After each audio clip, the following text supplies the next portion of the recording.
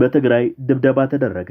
የህወሓት ታንኮች ወደ አማራ ክልል ጥሰው ገቡ። የህወሓት የብረት ለበስ ታንኮችና ከባድ ወታደራዊ መተላለፊያዎች የአማራ ክልል ድንበሮችን ጥሰው በመግባት ወደፊት እየገሰገሱ ይገኛሉ።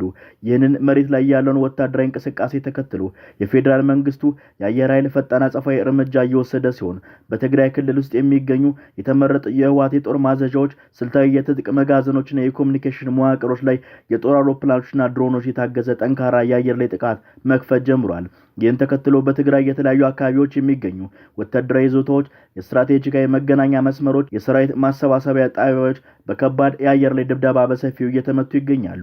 ጥቃቱ የህወሓት የፊት መስመር ስምሪት ለማስተጓጎል፣ የኋላ ደጀን አቅርቦቱን ለመቁረጥ፣ የመከላከል አቅሙን ሙሉ በሙሉ ለማሽመድመድ ታልሞ የተከናወነ ያለ ሰፊ የአየር ዘመቻ መሆኑ ታውቋል።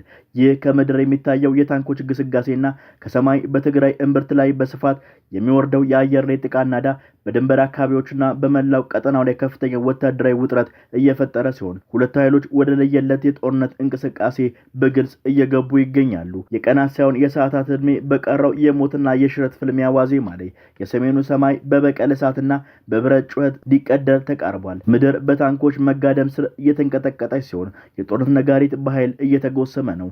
የአማራ ክልል ድንበር ጥሰው የገቡት የህወሓት የብረት ለበስ ታንኮች አቧራ እያስነሱና ምድርን እየቀወጡ ወደፊት እየገሰገሱ ሲሆን ግንባሩን ለሚያይ አይን የጥፋት መብረቅ ሊወርድ ሰማዩ የጠቆረ ይመስላል። ህወሓት በሚቀጥሉት 5 ቀናት ውስጥ መላው ቀጠና ወደማይበርድ እሳት እቶን የሚቀየር ታሪክ አይቶት የማያውቅ መዋቅራዊ ሙሉ ጦርነት ለመክፈት የሚያስችለውን የመጨረሻ ምዕራፍ ዝግጅት ማጠናቀቁን ቀናት መቁጠር መጀመሩን በአዋጅ አስታውቋል። ይህን ተከትሎ የፌዴራል መንግስቱ የጦር አውሮፕላኖችና ድሮኖች ሰማዩን በመቆጣጠር የተመረጡ የህወሓት ስልታዊ ወታደራዊ ኢላማዎችን በኃይለኛ ቦምብ ናዳ ሲያጋዩትና ሲደበድቡ ውለዋል። ከሰማይ የሚወርደው እሳትና ከምድር የሚነሳው የጭስ ደመና የቀጠናውን አስፈሪነት እጥፍ ድርብ አድርጎታል። የሳተላይት ምስሎች በግልጽ እንደሚያሳዩት እጅግ ግዙፍና ዘመናዊ መሳሪያዎች የታጠቁ የፌዴራል መንግስት መካናይዝድ ጦር በትግራይ ድንበሮች ላይ እንደ ብረት አጥር ተገንብቶ በደማቅ ወኔና በተጠንቀቅ ቆሞ የጠላትን አንገት ለመቅላት በትዕዛዝ እየተጠባበቁ ይገኛሉ።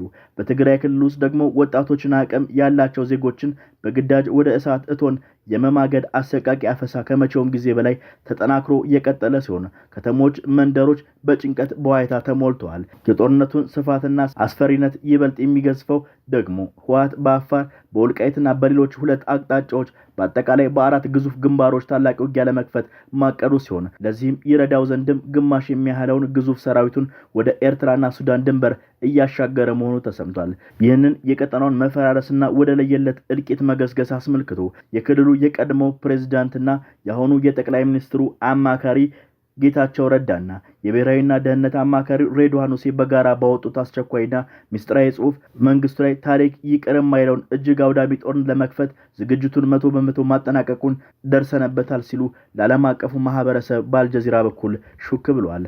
አጠቃላይ ሁኔታውን የምድር ፍጻሜ የሚመስል የወኔና ቁጭት ቃጠሎ የነገሰበት መላው ኢትዮጵያ ህዝብ በዓለም ማህበረሰብ አይኑን ወደ ሰሜኑ ግንባር እንዲጥል ያደረገ ታላቅ የጦርነት ድባብ ሆኗል። የታሪክ ማህደር የማይረሳው ይህ ታላቅና አስፈሪ ፍልሚያ መላው የምስራቅ አፍሪካ ቀጠና ሊያናውጥ የሚችል መልኩ የኃይል አስተላለፍን እያስተካከለ ይገኛል። የህወሓት የጦር አዛዦች ትዕዛዝ ሰጥተው ያሰማራቸው ከባድ ታንኮችና የታጠቁ ተሽከርካሪዎች የአማራን ድንበር ተሻግረው ሲገቡ በድንበር ጥበቃ ኃይሎችና የአካባቢው ሚሊሻዎች በታላቅ ቁጭትና ጀግነት ምሽጋቸውን እያጠናከሩ ይገኛሉ። በእያንዳንዱ ስንዝር መሬት ላይ የሚደረገው ግስጋሴና መከላከል የህልውና ጉዳይ በመሆኑ የአማራ ክልል ህዝባዊ ኃይሎች ፋኖ በደማቅ ወኔና በታላቅ ዝግጅት ጠላትን ለመቀጥቀጥ ቆርጠው ተነስተው ከህወሓት ጋር አብረው እየሰሩ ይገኛሉ። ጦርነቱ ደመና የጠቆረው እነዚህ ግንባሮች ብቻ ሳይሆን ወደ ሱዳንና ኤርትራ አቅጣጫ የሚንቀሳቀሱ የህወሓት ሰራዊት ክፍሎች በቀጠናው ላይ አዲስ ጂኦፖለቲካዊ ውጥረት ፈጥሯል። ይህ በኤርትራና በሱዳን ድንበር ላይ የሚታየው ወታደራዊ የኃይል እንቅስቃሴ የጎረቤት ሀገራት መከላከያ ሰራዊቶች ጭምር በከፍተኛ ንቃትና በተጠንቀቅ እንዲቆሙ አስገድዷቸዋል። በሌላ በኩል የፌዴራል መንግስቱ የአየር ኃይልና የከባድ መሳሪያ ክፍሎች የትግራይ እምብርት ላይ የሚገኙትን የጦር ማዘዣ ጣቢያዎች፣ የመገናኛ መዋቅሮች፣ የትጥቅ መጋዘኖች፣ አውዳሚ ሚሳኤሎችና ድሮኖችን በመደብደብ የህወሓት የጦር አቅም ለማሽመድመድ ሌሊት ተቀን እየሰሩ ነው። በቦምብ ናዳው የጦር ሜዳው ድባብ ሙሉ በሙሉ የተቀየረ ሲሆን የፌዴራል መካናይዝድ ጦር ደግሞ የጠላትን ስልታዊ እንቅስቃሴ ለመክታትና ወደ መሃል ሀገር የሚያደርገውን ማንኛውም ጥቃት ለመመከት ዘመናዊ መጋዘኖቹን፣ ከባድ መሳሪያዎቹን በግንባር መስመሮች ላይ አሰልፏል። በትግራይ ክልል ውስጥ የሚካሄደው አስገዳጅ አፈሳ ዘመቻ ደግሞ በቤተሰቦች ላይ ከፍተኛ ድንጋጤና መረበሽን የፈጠረ ሲሆን ወጣቶች ለጦርነት ማግዶነት ለመዳረግም ወደ ተለያዩ አካባቢዎች እየተሰደዱ መሆኑ እየተነገረ ይገኛል።